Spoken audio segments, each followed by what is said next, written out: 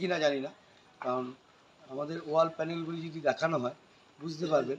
তো মেন সাবজেক্টটাকে রাখছি, সাবজেক্টের বিষয়বস্তুটা যেটা থাকে সেটা সম্পূর্ণটা তো আর কি আছে 12 মাস 12 মাসের ধরুন বৈশাখ মাসের একটা ইভেন্ট, জ্যৈষ্ঠ মাসে জামাই ষষ্ঠীর একটা ইভেন্ট, তার আনুষঙ্গিক জামাইষষ্ঠীর যা যা হয়।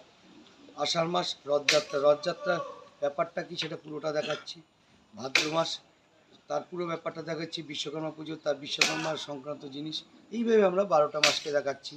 যেমন চৈত্র মাস যেটা আপনার মানে যেটা নীলের এটা ঝাঁপ হয়, সেটাকে আমরা ঝাঁপ বলি, সেটাকে আমরা আলাদাভাবে দেখিয়েছি। কারণ এই জিনিসগুলো বিশেষ করে নীলের ঝাঁপটা এটা আমরা এখন গ্রাম বাংলা থেকে প্রায় উঠতেই চলেছে, কারণ এটা দেখাই যায় না।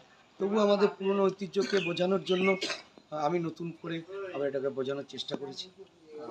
কোথা থেকে আসছেন? আমি টালিগঞ্জে, আমি একজন শিল্প নির্দেশক।